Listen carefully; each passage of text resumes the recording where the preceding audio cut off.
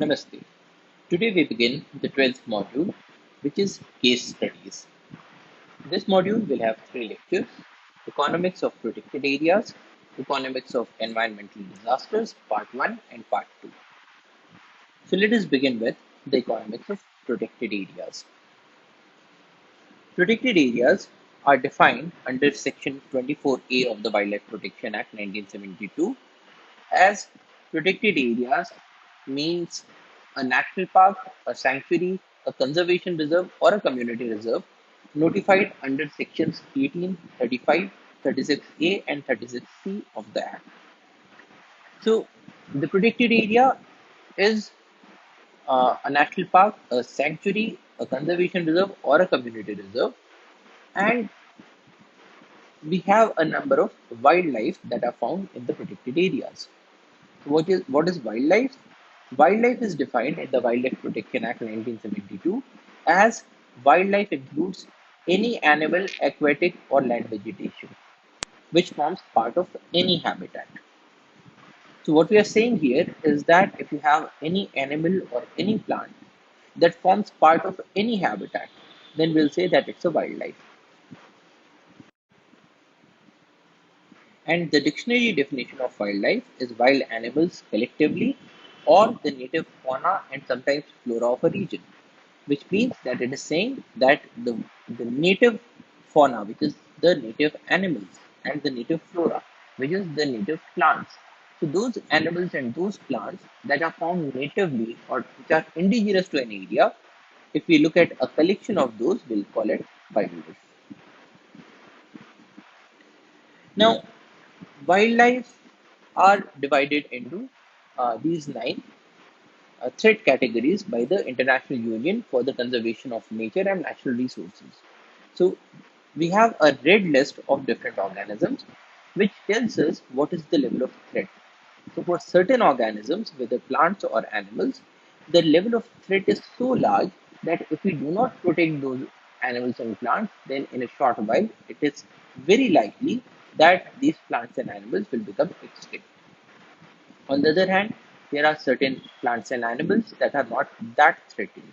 So, in that case, we may not protect them to such a high extent, or let us say that it is not an urgency to protect them right away. So, these threat categories are extinct. So, if an organism is extinct, it means that there is nothing much that we can do about it. This organism just does not exist anymore. So things such as the dinosaurs or the dodo bird are currently extinct. They are no longer found in this world. Certain other organisms are extinct in the wild, which means that we may have a few specimens of these organisms, say in a zoo, but if you look out in the wild conditions, we do not have any of these organisms left. Then we have critically endangered organisms, endangered, vulnerable, near threatened, and least concern. So, an organism that is in the least concern, such as the common dog or the cow, we do not need to provide them with the level of protection that is urgently required for, say, a critically endangered species, such as a tiger. Then, for a number of organisms, we do not have the data. So, we categorize them as data deficient. And then we also have certain organisms that have not yet been evaluated and we call them not evaluated. So, there are several species that are in need of conservation, and the higher a species is on this list, the more is the amount of conservation that it urgently needs.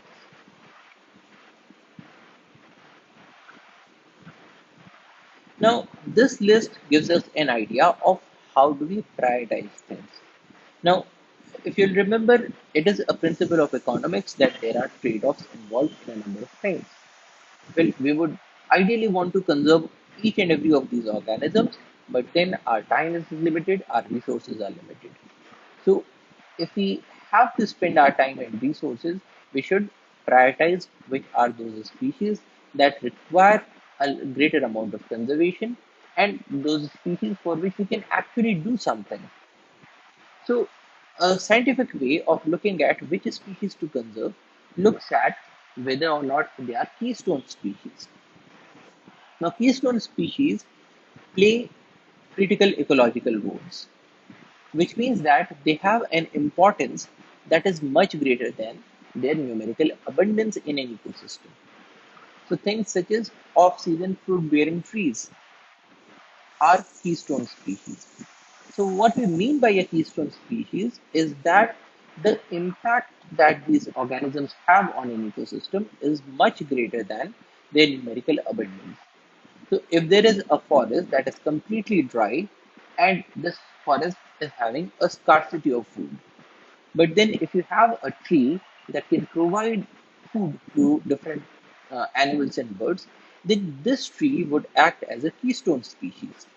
Because even though you have a single tree that is providing the food, it is able to support a large variety of plants and animals. And keystone species include species such as the ficus trees, banyan trees, peepal trees. So these are those trees that provide food in the off season, and also their leaves, their branches, they are all edible and they are large in size. So if you have a look at a banyan tree would be supporting say hundreds of organisms from small insects to reptiles to birds. So these sorts of species are known as keystone species. Another keystone species is the tiger, because if you have a tiger in an area, then the tiger regulates the number of herbivores that are there. So the herbivore population is not able to cross a threshold, because if there are too many herbivores, then it is possible that they will eat up all the vegetation in the area and the whole ecosystem would collapse. So species that are keystone species need to be given a greater priority when we talk about conservation. Other species are known as umbrella species. These are species with large home ranges. So what happens in the case of these species is that they have such large home range requirements that if you make it a point to conserve these species, all the other species in the large home range will automatically get conserved. So here we have species such as the elephant or again the tiger. So an Amur tiger has a home range of around 800 square kilometers. In India, we have tigers that have home ranges of roughly 80 square kilometers. So if you are conserving the tigers, so for each tiger, roughly 80 square kilometers of area automatically gets conserved. All the different organisms that live in that 80 square kilometers are automatically afforded protection because we are conserving the tigers. Or species such as the elephants, they also have large ranges. So the species that have very large home ranges, they act like an umbrella to provide protection to a large number of species just because these umbrella species get protected. So again, they should get priority when we are talking about conservation. And the third is flagship species. Flagship species are well-known, charismatic species that have captured the public's heart and won their support and funds for conservation. Examples include the giant panda, the humpback whale, the gorilla. So when we talk about flagship species, these are those species that attract people. So it is possible that a few of these species are beautiful species, such as the peacock. So peacock is a flagship species because it's beautiful. People want to see peacocks. Or you could have species that are very majestic, such as the tiger. So a tiger becomes a flagship species because people are in the awe of seeing a tiger. Or you could have species that have religious significance, such as the elephants. Now, these species that are the flagship species, they occupy a space in the hearts of people. And so when you want to conserve these species, it is easy to get funds. It is easy to get public support. So those species that the public likes should also be given a higher priority in conservation.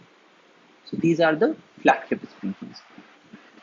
Now, when we do conservation, we try to look for those species that meet all these three definitions.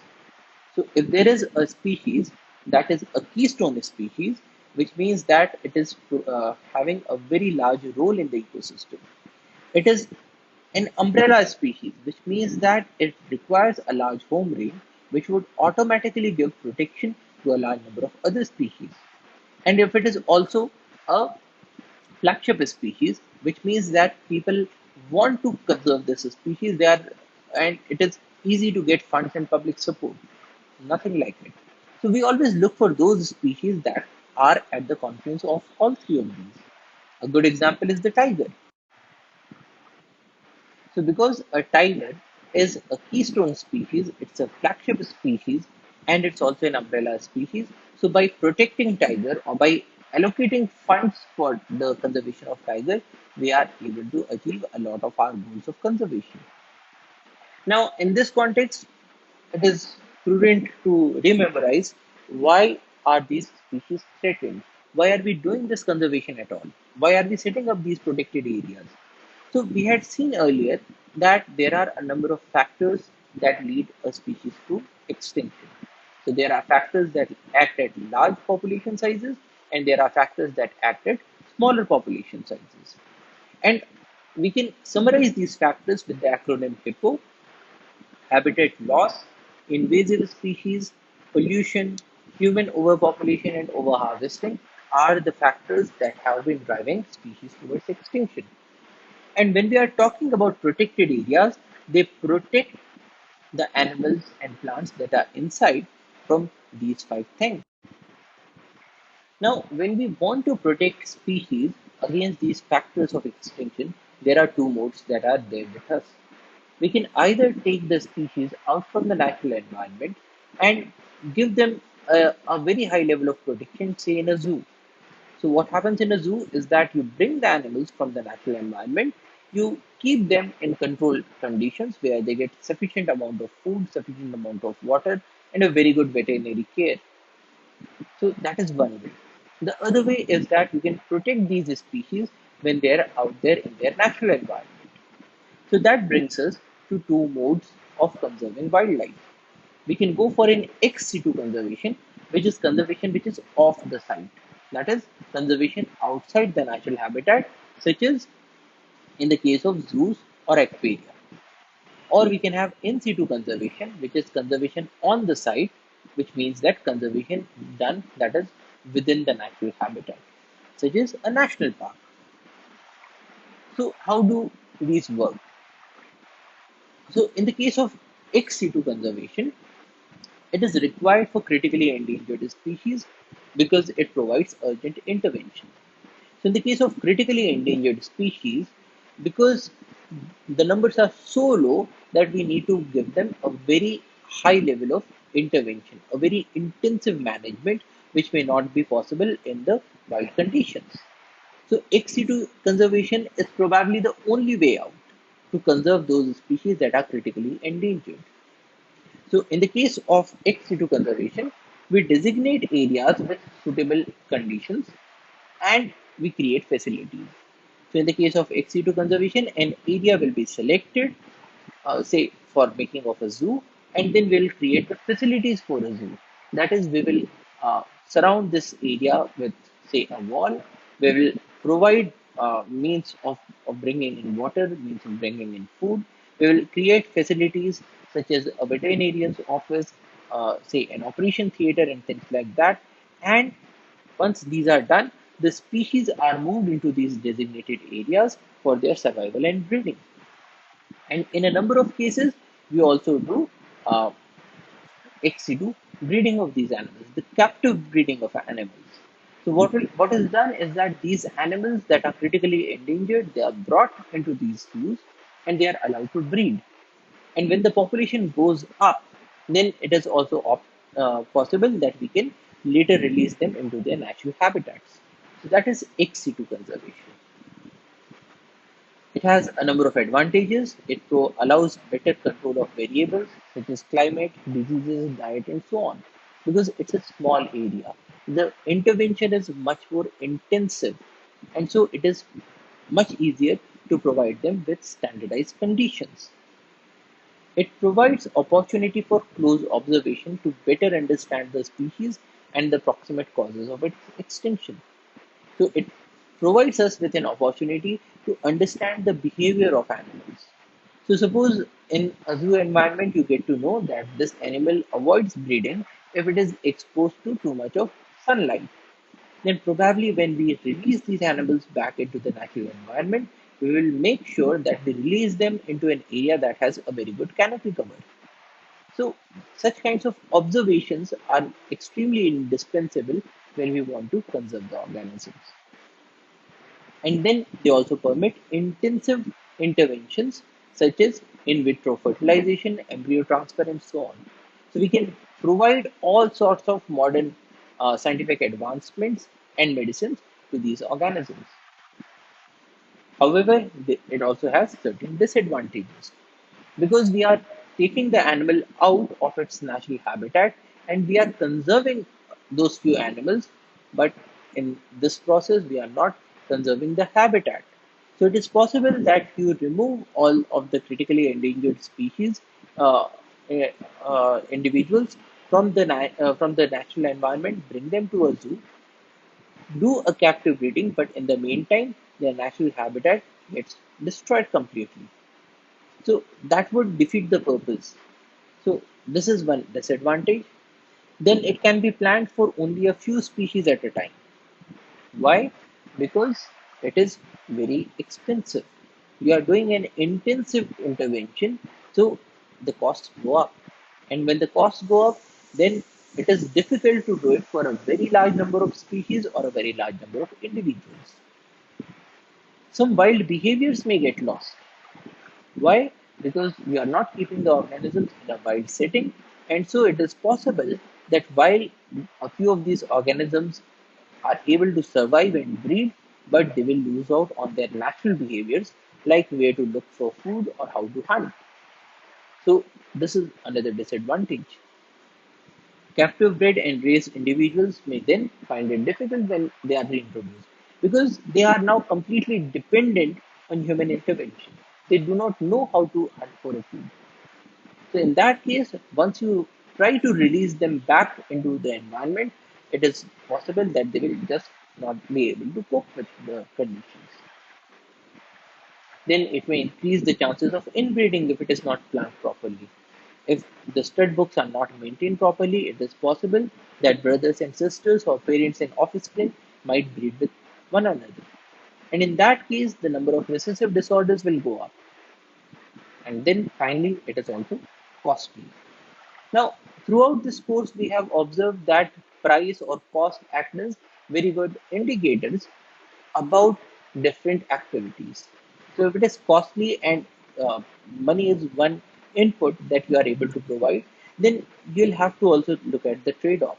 Can this money be better spent in protecting the habitat than in setting up of a zoo? So, these kinds of questions need to be answered. Examples of ex situ conservation include zoos, aquaria, captive breeding facilities, botanical gardens, bamboo arboreta, seed banks, cryopreservation facilities such as tissue culture, sperm bank, ova banks, and so on. So, in all of these, what we are doing is that we are taking the organism or its body parts away from the natural setting and keeping them in a very scientifically managed facility, providing a very intensive intervention with the hope that probably someday in the future we will be able to release them back into the environment once the numbers have gone up. So, this is ex situ conservation. The other mode of conservation is in situ conservation, which is conservation on the site. So, in this, areas in the natural habitat are designated as reserves, national parks, or protected areas. And in these, ecological monitoring and interventions, such as active management, are done, and legislations are required to maintain these areas as protected areas. So, what we do in the case of in situ conservation is that first of all, we designate a place as an in situ conservation facility, such as a national park or a wildlife sanctuary or any other modes of protected areas. Now, different countries may be using different terms, but you get the idea. So the first step is to use legislation to designate an area as a protected area or as an in situ conservation area. Once you have done this designation, then laws will be used to ensure that people do not enter into this area or to regulate the movement of people into this area. And also we do active interventions, that is active management, such as control of forest fires or control of invasive species or provisioning of water. So all different kinds of active management are also done in these areas. It provides several distinctive advantages. The species continue to live in their natural environment, which means that the natural behaviors are maintained in these areas. Then this is less disruptive, and more importantly, it is less costly, because the only cost that is involved is doing a legislation to designate these areas as protected areas and probably do a bit of protection, a bit of habitat management.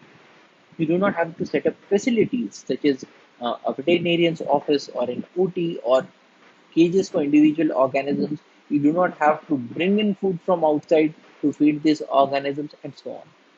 So it is much less costly as compared to an ex situ conservation facility.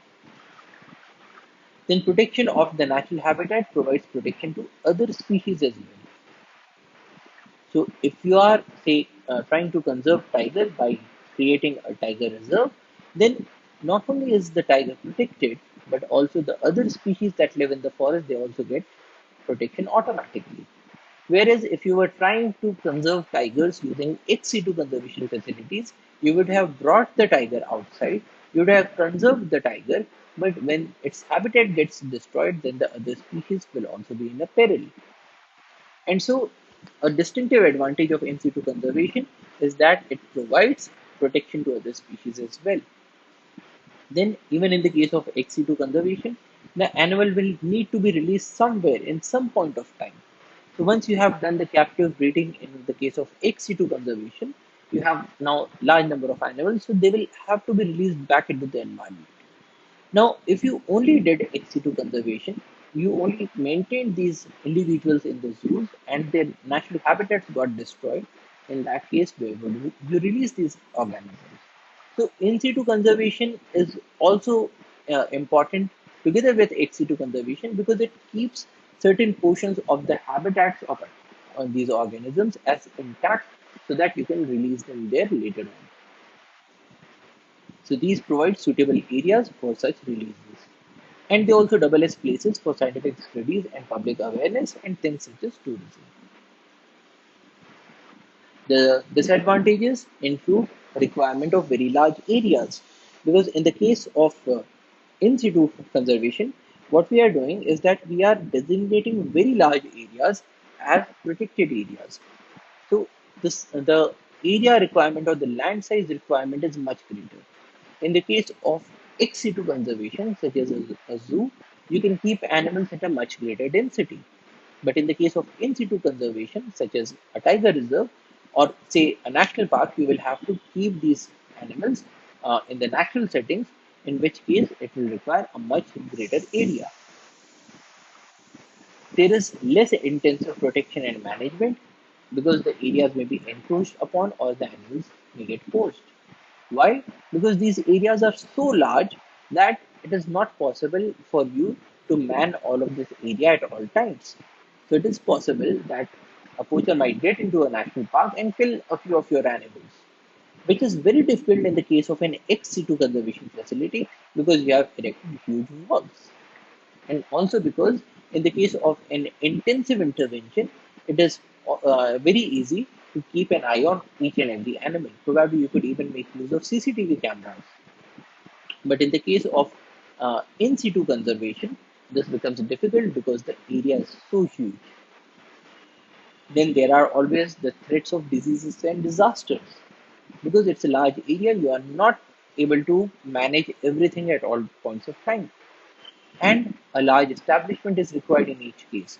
Establishment in terms of people who are going to man the area, establishment in terms of vehicles, because these are large areas, so you have to go to different areas to observe these animals, to protect these animals. In that case, you might even require, say, forest rest houses in certain locations. So, a large amount of establishment may also be required in the case of in situ conservation. Now, when we say that we are going to do an in situ conservation, there are certain traditional ways of creating the protected area. How did uh, The kings of the bygone eras used to make a protected area. So one option was to look for beautiful areas. So if an area is a beautiful area, the king would say, okay, these are such beautiful areas, let us make them into a national park. So lush green mountains, lakes, beaches, they used to be converted into protected areas for the enjoyment of the king. In certain cases, certain high species diversity areas used to be converted into protected areas, such as the Silent Valley National Park in Kerala. Or in certain cases, those areas that harbor unique animals, endemic organisms that are found nowhere else, would be converted into protected areas, such as the Gir National Park in Gujarat, that is the only home of Asiatic lions in India. But in a number of cases, these become a bit too haphazard and based on the whims and fancies of the reserve creator. So, with time, we have shifted from these traditional ways of creating protected areas to the scientific ways of creating protected areas. In the scientific way, we look for those areas that are high in species richness, species endemism, and that have a moderate level of threat to the species. So, what is species richness? Species richness refers to those areas where you have more number of species per unit area.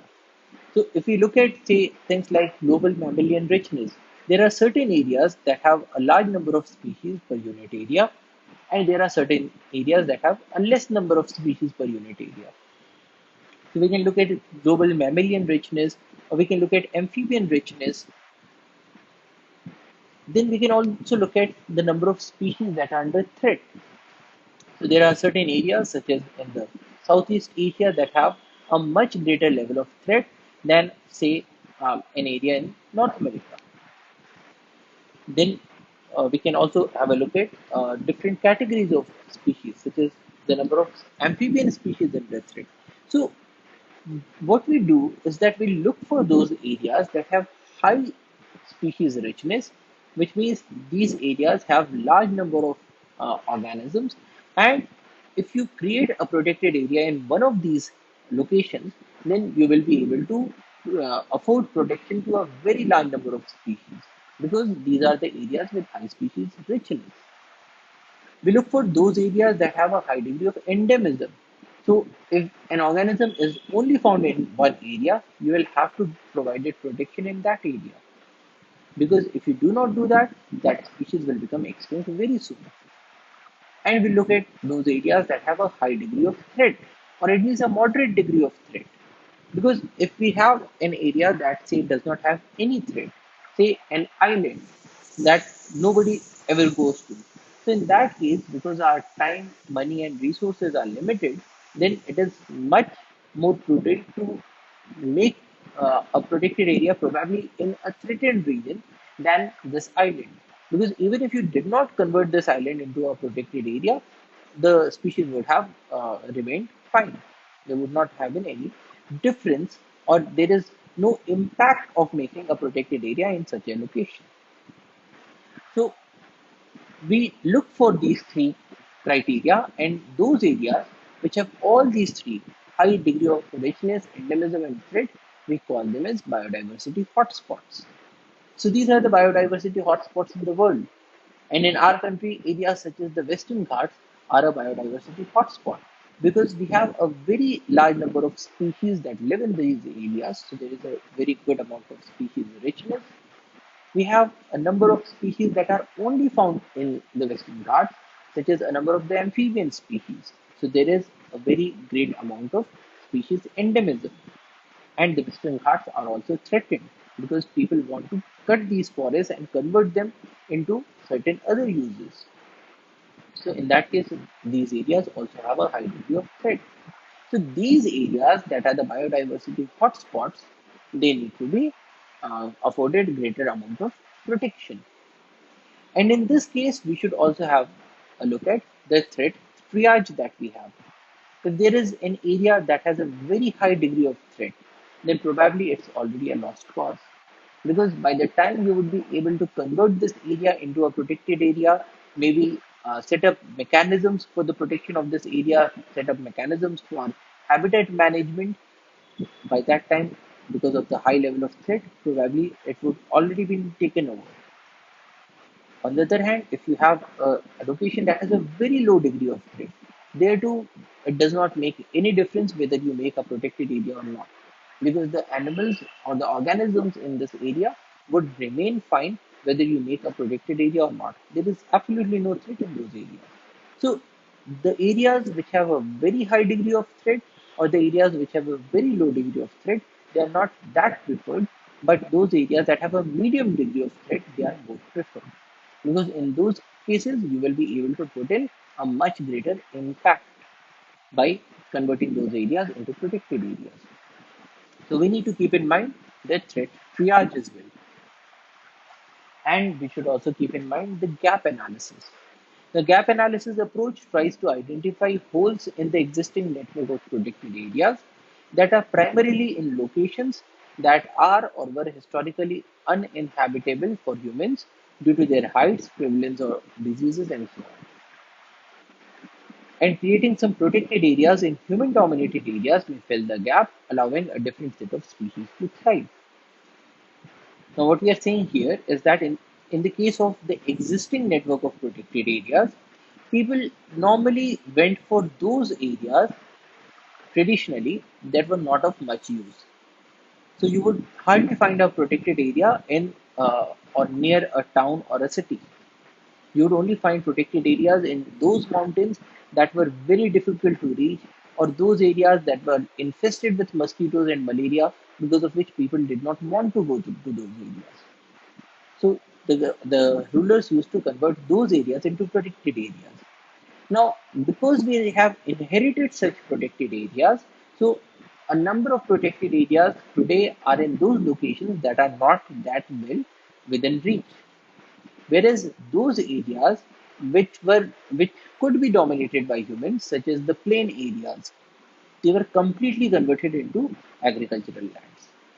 Now, gap analysis says that because we created our earlier protected areas in the mountains, so we are able to protect the mountainous species. But we did not create any protected area in the plain areas. So, if we have a chance, let us at least create a few protected areas in the plains or those locations that are human dominated. Because once we do that, we will also be able to provide protection to the species that live in plain areas or those areas that have become human dominated. So that is gap analysis. You take a map, mark out all the protected areas, and look for the gaps, and those gaps are the areas where you should be making the newer protected areas. So that is the gap analysis. And whenever we are making a protected area, whenever we have the chance to make a protected area, there are certain principles of reserve design that should be kept in mind. Whenever you are making a protected area, go for a larger size. So big is better than small. Why? Because a bigger size means more number of habitats, which means a higher species diversity that you will be able to afford protection to. If you make a very small protected area, then you will be able to provide protection to less number of species. There are less number of habitats. But if you are able to construct a large size reserve, then you will be able to provide protection to a large number of species that live in the diverse habitats that you have converted into the protected area. Second thing is that they are more secure and easier to manage per unit area. Why are they more secure? Because in larger areas you have larger populations. If you have larger populations, then they are less susceptible to extinction, because you will only have those factors of extinction working there that work at the larger population sizes. But the factors of extinction that work at smaller scales, the stochastic factors, will not work in these larger areas. So the populations are inherently more secure from extinction. Then, in the protected areas, you need to protect the perimeter, because the perimeter is where people can get into, whereas the species get protected in the area. Now, as you increase the size of a protected area, the ratio of perimeter to the area of of this reserve, it reduces, which means that it becomes much more cost effective to provide protection to this reserve. So the larger the size of the reserve, it has the smaller perimeter per unit area, which makes protection more cost uh, effective. Then these are also less vulnerable to catastrophes because smaller catastrophes will not impact the whole area. Another principle is that one big is better than several small of the same total area, which means that if you have an option of making one big reserve or four smaller reserves or five smaller reserves and the total area is the same in both the cases, you should probably go for the larger sized one, not a number of smaller ones. Why? Because these smaller ones will not be able to support those species with large home ranges. So they will be only able to support those species that have smaller home ranges. Whereas this large area will be able to support those species that have smaller home ranges, but also those species that have larger home ranges. So one big is better than several small of the same total area. But then if you cannot make one big one, if you only have the option of smaller ones, then go for those smaller reserves that are close together because they minimize isolation. Because what happens is if you have these reserves that are close by, the animals may go from one area to the next area. And in that case, it may be able to support at least some of those species that have higher home ranges. So closer species minimize isolation, so they should be preferred. Those uh, reserves that are very far from each other, they should be less preferred. Then you should go for a cluster approach. If the species are together in the form of a cluster, it is more preferred than a linear arrangement. Because in the case of a cluster approach, the species from this reserve can go to this reserve and it can also go to this reserve. The species in this reserve can go to this reserve but also to this reserve. So the amount of movements increases. Whereas if you have the reserves that are lined up in a linear fashion, then the organisms in this reserve can only go to this reserve. So the movements are more restricted in a linear fashion. And if possible, go for a circular looking reserve because circular reserves have less biotic pressure, which means that the influence of humans that are there in the periphery, say if it reaches to this distance, so at least this area in the center it will be protected. So the core area of the reserve will be protected. Whereas if you have a reserve that is linear in structure, in that case, the influence of the humans in this place will probably go to more than half the area of this reserve. And in that case, everywhere you will find an influence of humans. And so the level of protection in a linear reserve will be much lesser. But then we also have a number of linear reserves, and we have already observed that, say, in the case of the Mudumalai Tiger Reserve, if you make a 10-kilometer buffer from the habitations, you will find that the whole of the reserve is completely covered with these buffer areas. So the circular reserves need to be promoted more than linear reserves such as these. And if nothing else happens, at least maintain the connections. Because through these connections, we can ensure that the organisms have a free movement. And in that case, some species that have larger home range requirements, they will still get some level of protection. But if we have these reserves in the form of islands, what will happen is that in the absence of movement, you will find a large amount of inbreeding in each of these different reserves. And once that happens, the level of protection goes down. Now, we routinely make use of these approaches whenever we are making new protected areas. So, for instance, in the state of Madhya Pradesh, when we were looking for new sanctuaries, we looked at biodiversity intactness. Now, biodiversity intactness index tells us the level of biodiversity that remains in different areas. So, if you look at this map, these sections that are darker in color, they have more biodiversity. These areas that have a lighter color, they have actually lost their biodiversity over the several years. So whenever we are making a protected area, we should ensure that there is a high level of species richness or the biodiversity. So these areas which are dark in color need to be selected. Then, through a gap analysis, we can look at those areas where you already have the reserves and make reserves in those areas that are away from these. And when we try to maintain the connections, what we do is that suppose you consider this reserve and this reserve. So here you have the Madhav National Park and here you have the Panna Tiger Reserve. Now, we know that tigers take this route when they go from Madhav to Panna. And in that case, if you make a reserve here in the center, then probably it will be much more effective than say creating a reserve here where the animals do not move. So in this case, we are making use of gap analysis. We are making use of gap analysis to understand where we should be making these reserves. So we try to maintain the connections, we try to enhance the connection, and we try to do it in a way where we can get the largest size areas and in those locations where we do not have the sanctuaries, but we do have transit paths of animals. Now, in the case of Madhya Pradesh, tiger is the most important animal in the terms of conservation because it is keystone, flagship, as well as umbrella species. And so, when we are focusing on tiger, we should look at the routes that the tiger takes when it moves from one location to another. So, this is what was done to identify the locations where we can have newer sanctuaries. Now, once we have looked at what a protected area is, how do we make a protected area, what is the importance of a protected area, let us now have a look at the economic analysis of protected areas. When we make a protected area, what is the benefit that we can provide to people?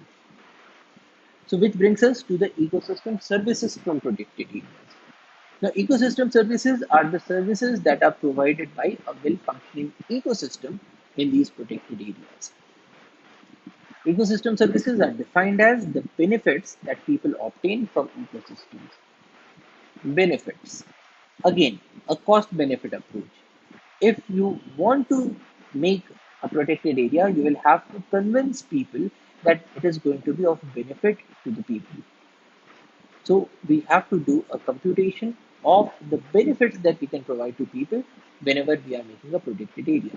So this is bringing us to the culmination of conservation economics, and you can get an idea that to do conservation, it is important to make use of economics to tell people that this project is going to be economically beneficial to the people, especially because we are living in a democracy. So it is very important to convince the politicians, the policymakers, that if you do conservation and if you do good conservation, you are going to provide benefit to the people of your state or your country. So this is why a study of ecosystem services becomes very important. Now, ecosystem services are divided into provisioning services, in which case the ecosystem provides something in the form of materials, such as food or medicines. So, if you have a well functioning ecosystem, you can get hold of certain medicinal plants or you can get hold of certain amounts of food from this area. So this is known as a provisioning service. Now, this provisioning does not just mean that you should allow people to get into the protected area and uproot these medicinal plants. But what it is saying is that if you maintain your area as a protected area, then a number of these species will also come out in the form of, say, seeds, and through which you will be able to get these resources for the people who are living in the vicinity. So provisioning services include things like food and medicines. We also have several regulating services, such as the regulation of local climate, the biological control of pest population, and so on. So it has been seen that in areas that are close to the protected areas, the level of insect infestation is much lesser. Why?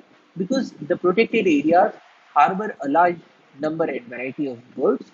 There will also be a large number of insectivorous birds, and these birds will provide protection to the farmlands that are near the protected area. So, this is an example of a biological control over the pest. The farmers that live in the vicinity do not have to spend that much amount of money on purchasing insecticides. So this is a regulating service. Another regulating service is the regulation of the local climate or the microclimate. So the areas that are close to the protected areas, they have a more amiable climate. It does not become that hot in summers. It does not become that cold in winters. So that is a regulating service in the form of climate regulation. Then these ecosystems also provide supporting services in the form of soil formation and nutrient cycling. They also provide several cultural services such as recreation, educational uses, religious uses. So these are different services that a well functioning ecosystem provides to people. So we have provisioning services, regulating services, supporting services, and cultural services. And to do a valuation of these services, we can make use of economic models. Now, if you remember, a model is a simplified depiction of the reality, but the best thing about a model is that it allows us, it permits us to do computations in a simplified manner. So, one such model is the INVEST model. INVEST is integrated valuation of ecosystem services and trade offs. An integrated valuation. So, you are incorporating a number of variables to do an integrated valuation of ecosystem services and also of the trade-offs that you need to make. Trade-off in terms of, say, if you have 100 rupees, if you spend these 100 rupees into the functioning of a protected area, do you get, say, 105 rupees out of it, or do you lose 5 rupees and you only get 95 rupees in return? So that is a trade-off. You have certain amounts of funds. Every government has certain amounts of funds, and if the government uses them in construction or maintenance of a protected area, then probably those funds cannot be used in other locations, say for healthcare or for education sector, or for setting up of a new industry or for laying of new roads. So there is always a trade-off. Now, the invest model helps us to understand that if we are putting 100 rupees into the functioning of uh, the ecosystem services because of making, say, a protected area or protecting a protected area, what is the return that we get out of it? So, that is something that the invest model also tells us. So, this is a GIS based suite. GIS is Geographical Information System. So in the case of GIS, we make use of the information about where different things are located, where the water sources are located. Are they located close to the villages or are they located in the interior of the protected areas, which would mean that they are far away from the villages. So these are the kinds of information that we make use of. Where does the river flow? Where are the hills? Where are the mountains? Where are the plains? And we make use of all such information, and because we are using the geographical information, so this is a GIS based suite of open source software models for mapping and doing valuation of ecosystem services. It performs computations using spatially explicit data and models. So the data and the models that we use are also based on where different things are located. They are spatially explicit.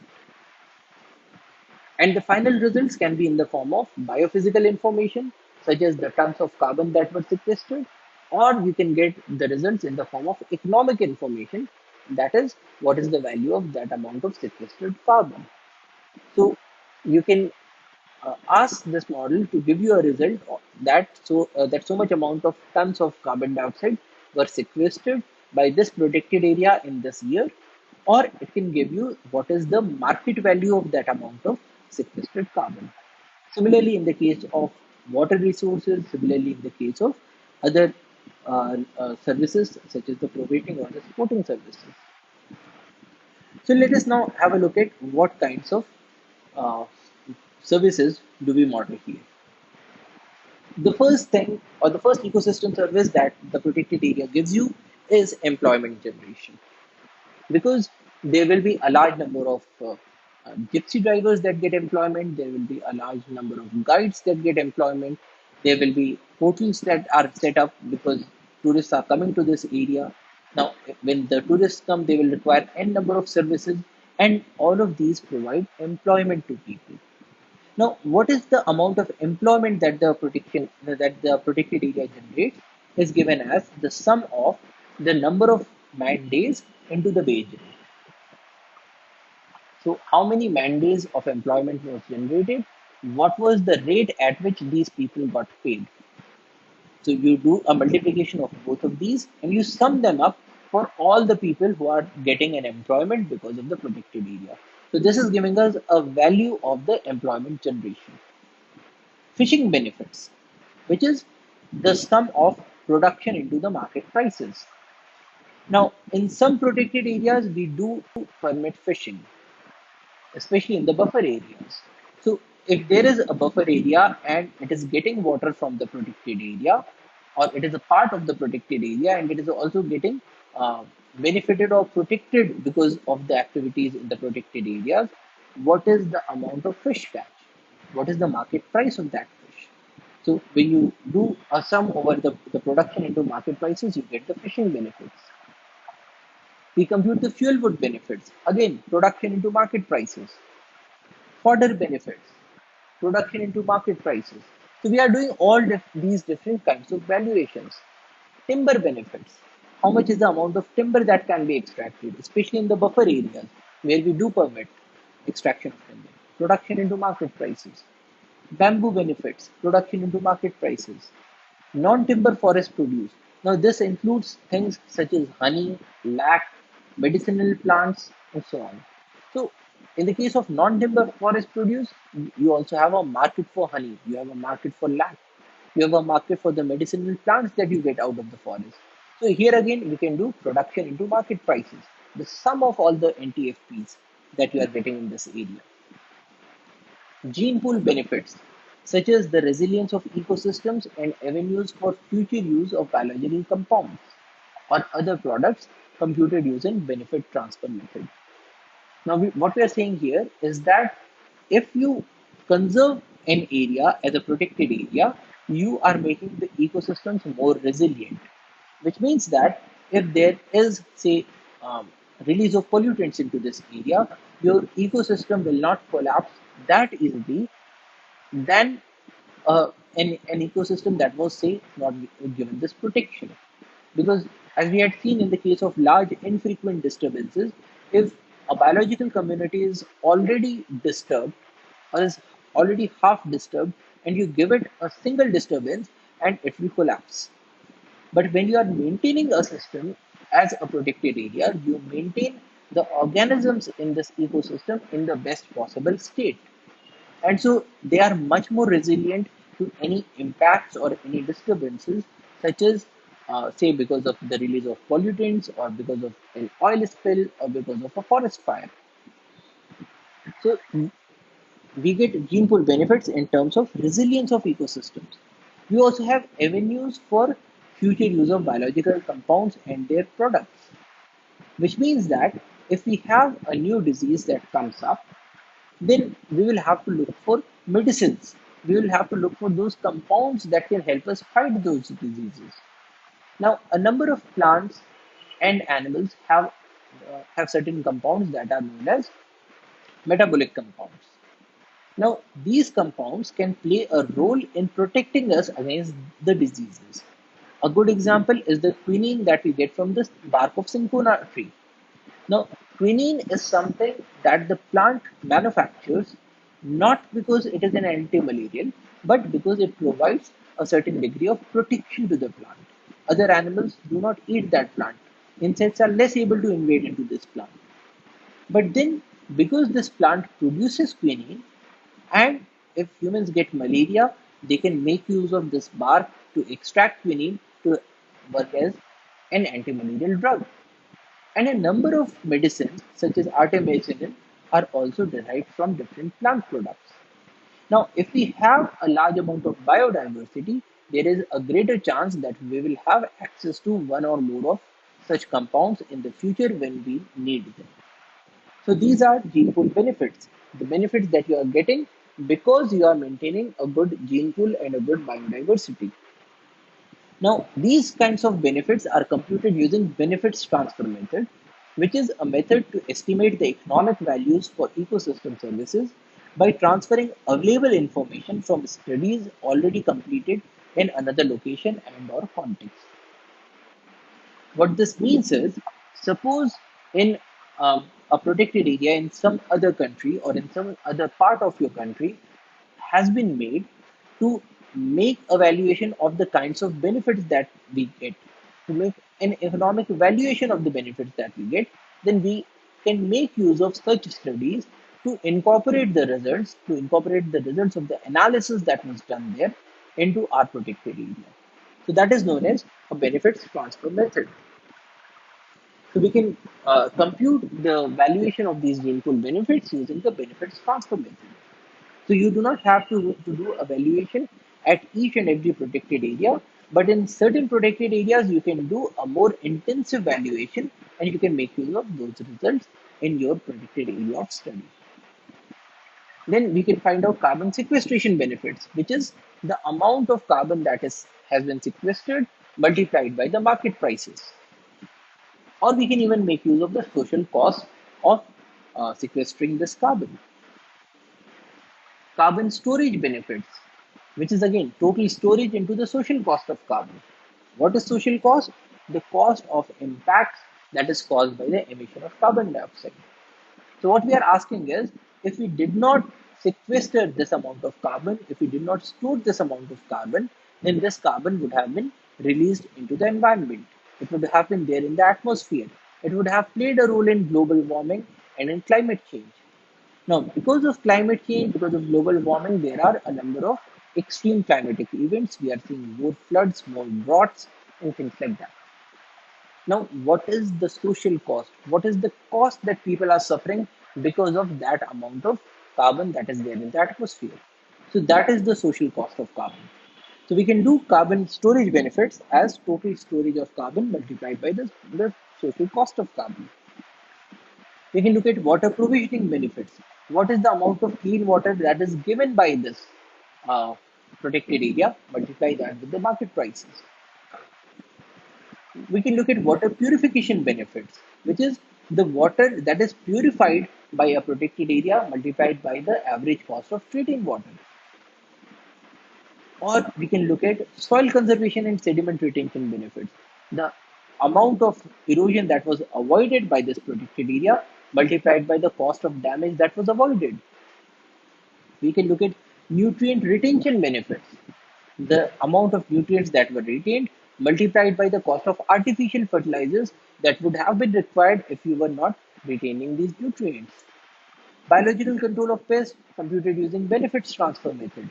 Moderation of extreme events benefits. Pollination benefits. Nursery for various species benefits.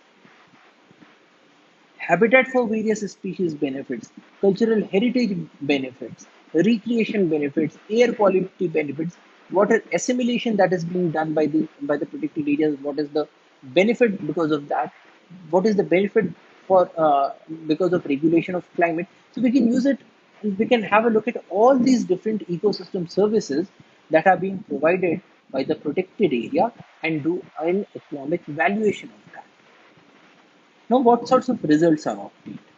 So, if we look at the valuation of Panna Tiger Reserve, we are getting a flow benefits of around rupees 70 billion in a year, of which direct benefits are 0.78 billion, indirect benefits are 53 billion, option benefits are 15.65 billion, stock benefits, critical ecosystem services, kinds of services. So, in total, what we are getting is that we are having an investment multiplier. So, we can add up all of these different benefits and then we can figure out what is the investment multiplier. Now, what is an investment multiplier? An investment multiplier asks the question that if the government or if the public spend 1 rupee into the protected area, what is the return that they get in out of it? So, suppose the government invests 1 rupee in healthcare sector, then people are more healthier. If they are healthier, then there is an increase in the economic output. what is that level of economic output? What is the bang for the buck that we are getting? Are the benefits that we get? So for any investment, we can look at the investment multiplier. And here we are observing that the investment multiplier in the case of Panna Tiger Reserve is as high as 1939.36. Now, this is especially because if you have a protected area, there are hardly any costs involved because you only have to maintain that area, minimal level of protection, minimal level of habitat intervention. But then the nature does everything else for you.